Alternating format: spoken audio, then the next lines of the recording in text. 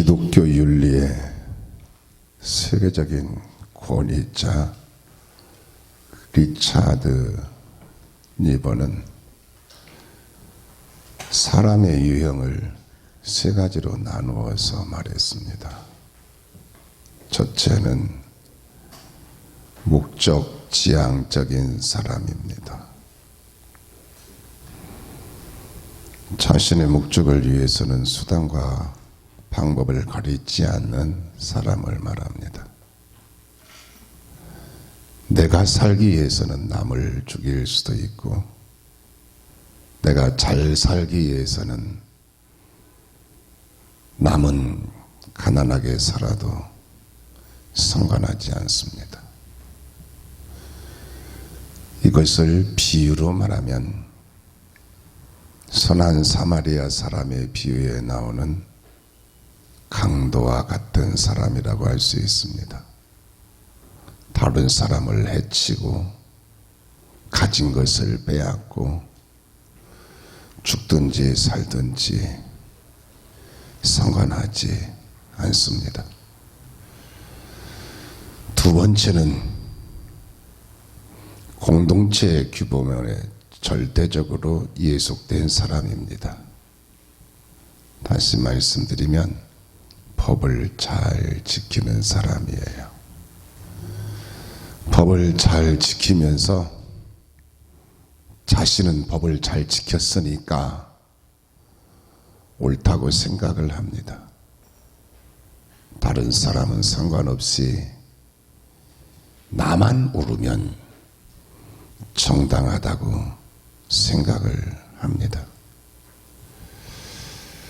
이것을 비유로 말하면 선한 사마리아 사람의 비유에 나오는 제사장과 레위인 같은 사람이라고 할 수 있습니다. 세 번째는 책임적인 사람입니다. 다른 사람에 대해서 책임을 느끼는 사람을 말합니다. 다른 사람의 아픔을 자신의 아픔으로 받아들입니다. 그래서 자기가 책임을 지려고 합니다. 이것을 비유로 말하면 선한 사마리아 사람의 비유에 나오는 사마리아인과 같은 사람이라고 할 수 있습니다. 사마리아인은 강도 만나서 죽게 된 사람을 헌신적으로 돌봐주었습니다. 그동안에 빌립보서 4장에 있는 말씀을 통해서 함께 은혜를 나누었습니다. 오늘 마지막 시간으로 본문 말씀을 통해서 함께 은혜를 나누고자 하는데, 빌립보 교회의 성도들은 책임적인 사람들이라고 할 수가 있습니다. 빌립보 교회 성도들은 바울의 괴로움에 함께 참여를 했습니다. 본문 14절에서 17절 말씀에 보면, 그러나 너희가 내 괴로움에 함께 참여하였으니 잘하였도다. 빌립보 사람들아, 너희도 알거니와 복음의 시초에 내가 마게도냐를 떠날 때에 주고받는 내 일에 참여한 교회가 너희 외에 아무도 없었느니라.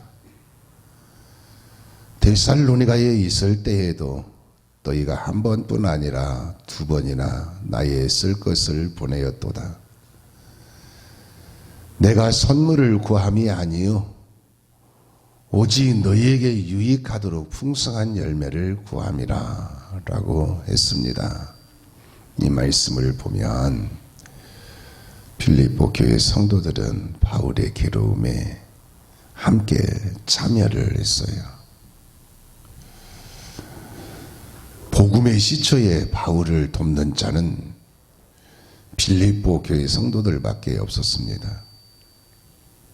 바울이 데살로니가에 있을 때에도 두 번이나 바울에 쓸 것을 보내어 주었습니다. 바울이 빌립보 교회 성도들에게 선물을 구하는 것이 아니라 오직 빌립보 교회 성도들에게 유익하도록 풍성한 열매를 구했습니다. 여기서 주목되는 말씀은 너희가 내 괴로움에 함께 참여하였으니 라는 말씀이에요. 빌립보 교회 성도들은 바울의 괴로움에 함께 참여했습니다. 사람의 세 가지 유형 가운데 책임적인 사람들이라고 할 수 있습니다. 빌립보 교회 성도들은 자신들에게 처음으로 복음을 전해주고 자신들을 가르쳐서 신앙을 성장시켜주고 늘 자신들을 위해서 기도해 주고 있는 바울의 괴로움에 함께 참여를 했습니다. 바울이 선교 여행을 하면서 괴로움 당하는 그 괴로움에 함께 참여를 한 것입니다. 마태복음 25장에 보면 예수님께서 재림하실 때 사람들을 양과 염소로 나누듯이 둘로 나누고 오른편에 있는 자들에게는 천국을 상속해 주십니다. 왜냐하면 괴로움 당하는 자들의 괴로움에 함께 참여했기 때문이라고 했습니다. 반면에 왼편에 있는 자들에게는 영원한 불에 들어가라고 명령을 합니다. 왜냐하면 괴로움 당하는 자들의 괴로움에 함께 참여하지 않았기 때문이라고 했습니다. 괴로움 당하는 자들의 괴로움에 함께 참여하면 그리스도의 괴로움에 참여하게 되는 의미가 있다는 말씀입니다. 오늘 본문 말씀에 나오는 빌립보 교회 성도들은 바울의 괴로움에 함께 참여했습니다. 그래서 잘하였도다 라고 했어요. 잘하였도다. 바울의 괴로움에 함께 참여한 일이 잘하였도다. 그러므로 사랑하는 여러분, 이웃의 괴로움, 성도들의 괴로움, 교회의 괴로움, 목회자의 괴로움, 그리스도의 괴로움에 참여하는 자가 되시어서 잘하였도다 하고 칭찬받는 복이 있는 성도가 되시기를 축원합니다.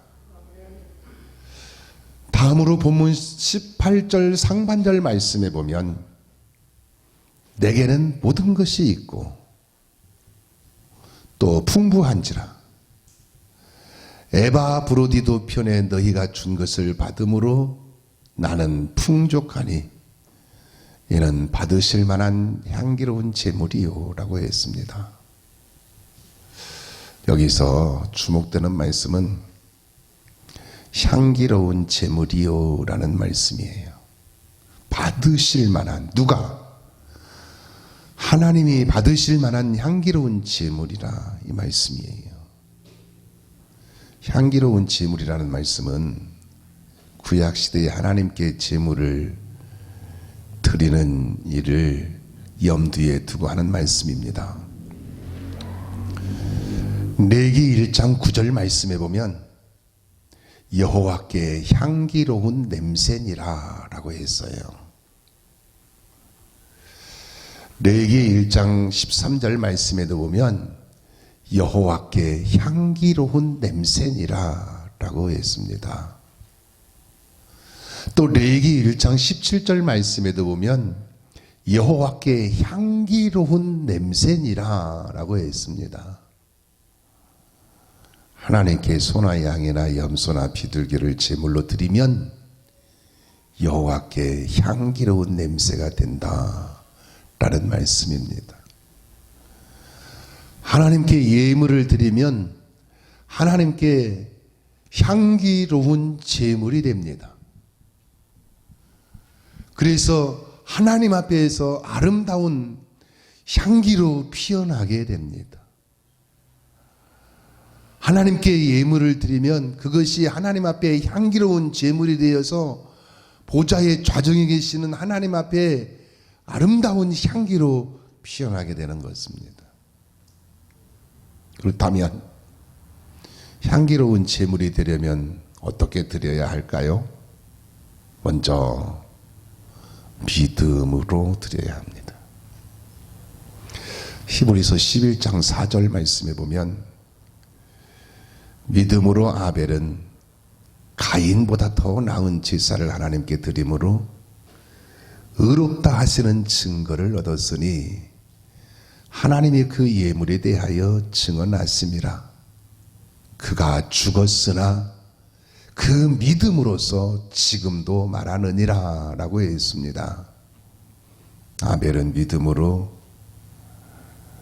가인보다 더 나은 제사를 하나님께 드려서 의롭다 하시는 증거를 얻었습니다. 믿음으로라고 했어요. 믿음으로 제사를 드렸습니다. 믿음으로 제물을 드렸습니다. 그래서 하나님께 의롭다 하시는 증거를 얻었습니다.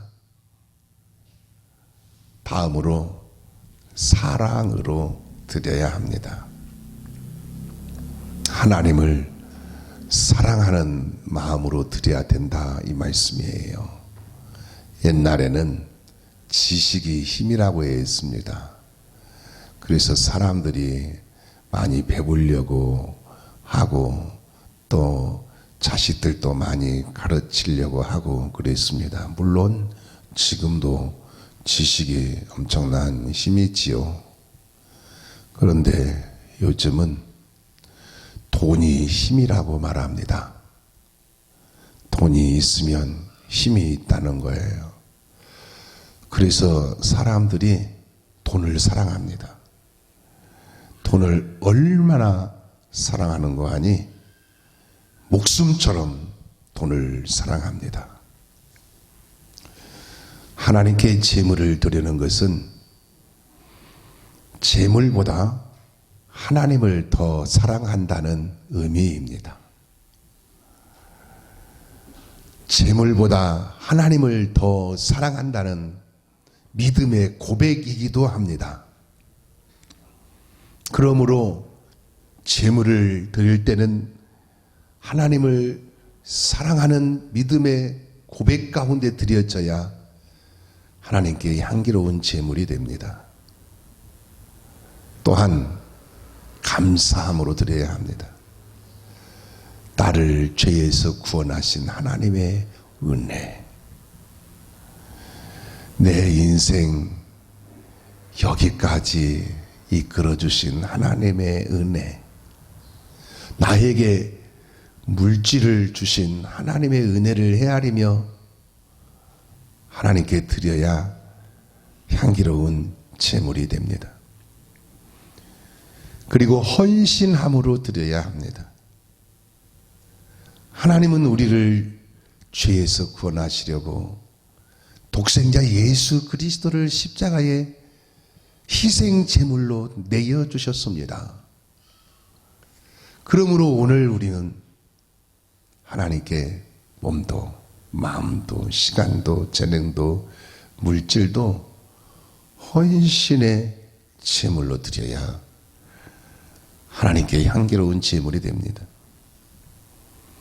그리고 또한 자원하는 마음으로 드려야 합니다.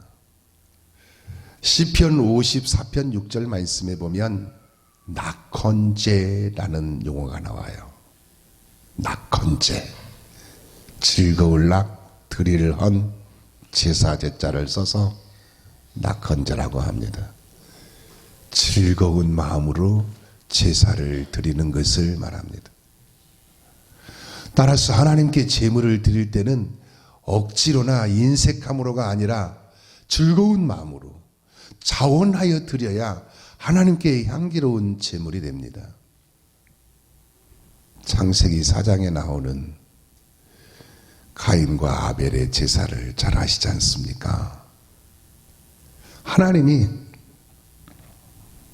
아벨과 그 제물은 받으시고 가인과 그 제물은 받지 않으셨지 않습니까? 그러므로 사랑하는 여러분, 믿음과 사랑과 감사와 헌신과 차원하는 마음으로 하나님께 예물을 드리셔서 하나님께 향기로운 제물로 연락될 수 있기를 축원합니다. 또한 본문 18절 하반절 말씀에 보면 하나님을 기쁘시게 한 것이라 라고 했어요. 하나님을 기쁘시게 한 것이라. 하나님께 향기로운 제물이 되어서 하나님을 기쁘시게 한다라는 말씀이에요. 하나님은 향기로운 제물을 기뻐하시는 분이십니다. 왜 그렇습니까? 하나님이 제물을 좋아하시기 때문입니까? 하나님이 제물을 밝히시는 분이시기 때문입니까? 그렇지 않습니다. 앞서 말씀드린 것처럼 하나님께 드리는 제물 속에 믿음과 사랑과 감사와 헌신과 자원하는 마음이 담겨 있기 때문에 하나님께서 그 마음을 보시고 그 마음을 받으시고 기뻐하시는 것입니다. 질문을 드리겠습니다. 어제 단체 문자에 질문을 드렸던 내용인데요. 여러분은 선물을 좋아합니까? 안 좋아합니까? 1번 좋아한다. 2번 안 좋아한다. 손 들으라고 그럴까요? 1번 좋아하는 사람 손 들고 2번 안 좋아하는 사람 손 들으라고 그럴까요? 답신을 보내오신 분들 보니까 2번을 선택해가지고 보내오신 분은 한 분도 안 계셨어요. 다 1번 좋아한다를 선택해서 보내셨습니다. 어떤 분은 격하게 좋아한다고 답신을 보낸 분도 있었습니다. 그렇다면 저는 선물을 좋아할까요? 안 좋아할까요? 1번 목사님은 선물을 좋아한다. 2번 목사님은 선물을 안 좋아한다. 몇 번일까요? 어떻게 하셨어요? 저도 선물 좋아해요. 한번 줘보세요. 그리고 제가 얼마나 좋아하는지 한번 보실래요? 왜 선물을 좋아할까요? 사실 선물도 저 강남에 있는 빌딩을 한 채 선물한다든지 요즘 아파트값 비싼데 서울에 있는 대형 아파트를 선물로 준다든지 아니면 벤츠를 사준다든지 그런 선물을 주면 몰라도 그냥 우리가 일상생활 속에서 선물을 주고받는 것은 평범한 일반적인 것들을 선물로 주고받고 그러잖아요. 그런데 사실 그거 없어도 살고 또 그거 안 먹어도 살고 그렇잖아요. 그런데 선물을 좋아해요. 왜 그렇습니까? 공짜이기 때문에 그렇습니까? 그렇지 않잖아요. 선물 속에 그 사람의 마음이 담겨 있기 때문입니다. 선물을 준다는 것은 그 사람의 마음 속에 나에 대한 사랑과 관심과 좋은 마음이 가득 담겨 있기 때문에 선물을 주는 거잖아요. 조금 생각하면 선물까지는 안 줘요. 근데 그 사람에 대한 사랑과 관심과 좋은 마음이 가득 차 있기 때문에 그것이 선물로 표현되어지는 것입니다. 그러니까 선물은 그 물건이 무엇이든지 간에 선물은 그 사람의 마음을 지금 전달받고 있기 때문에 선물이 좋은 겁니다. 주는 마음도 좋고 받는 마음도 좋고 그렇습니다. 우리 하나님도 그렇습니다. 하나님께 향기로운 제물을 드리면 향기로운 제물을 드리는 자의 믿음과 사랑과 감사와 헌신과 자원하는 마음을 보시고 그 마음을 받으시고 하나님이 기뻐하시는 겁니다.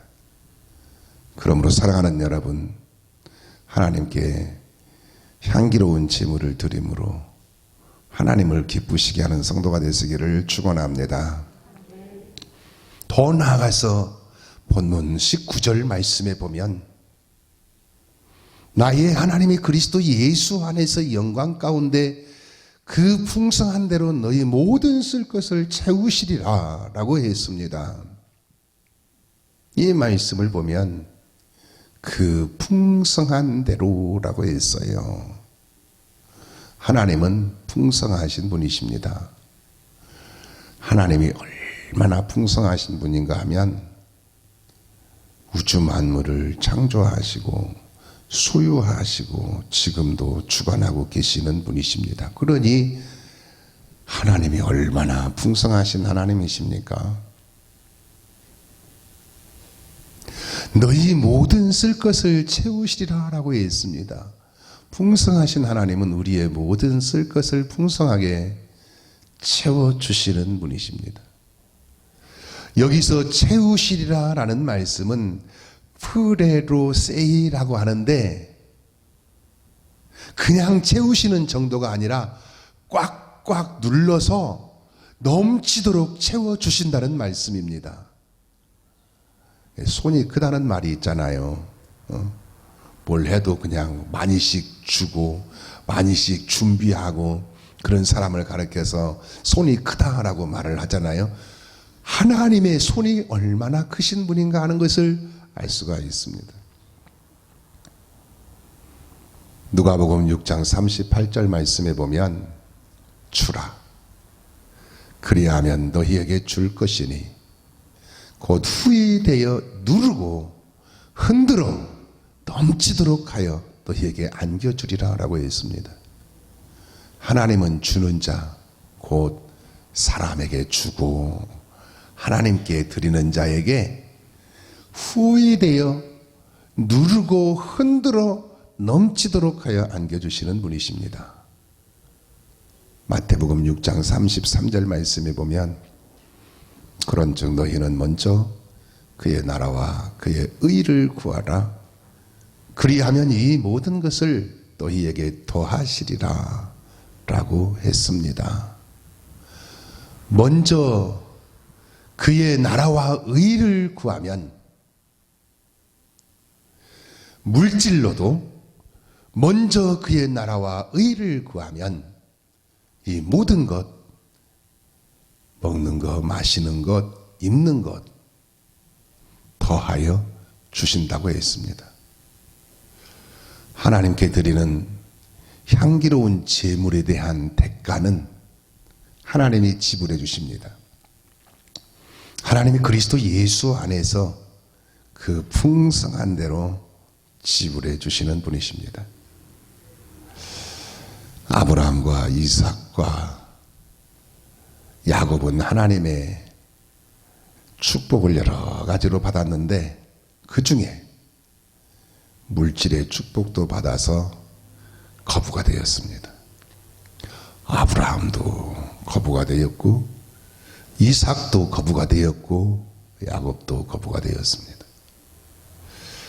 아브라함과 이삭과 야곱의 공통점이 있는데 그 공통점은 하나님께 제사를 드렸습니다. 어디서든지 하나님께 제사를 드렸어요. 어디를 가든지 먼저 하나님께 제사를 드렸습니다. 아브라함과 이삭과 야곱이 하나님께 제사를 드릴 때는 소나 양이나 염소를 제물로 드렸습니다. 여러분 생각해 보세요. 아브라함과 이삭과 야곱이 소나 양이라 염소를 제물로 드리면 어떻게 되었겠습니까? 현실적으로 가축의 숫자가 줄어들게 된 것입니다. 소나 양이나 염소를 한 마리를 제물로 드렸다 그러면은 그 우리의 한 마리가 줄어든 겁니다. 10마리를 드렸다 그러면 우리의 10마리가 줄어든 것입니다. 눈으로 보이는 것은 줄어든 거예요. 그런데 하나님이 가축들을 번성하게 하셔가지고 하나님께서 아브라함과 이삭과 야곱이 거부가 되게 하셨습니다. 하나님이 풍성한 대로 풍성하게 채워주셨습니다. 말씀을 맺습니다. 사랑하는 여러분, 이웃과 성도들과 교회와 목회자와 그리스도의 고난에 참여하는 자가 되시고 하나님께 향기로운 제물을 드림으로 하나님을 기쁘시게 하는 자가 되시고 하나님이 그 풍성한 대로 모든 쓸 것을 채워주시는 은혜와 축복 속에서 사는 복 있는 성도가 되시기를 예수님의 이름으로 축원합니다. 기도하시겠습니다. 함께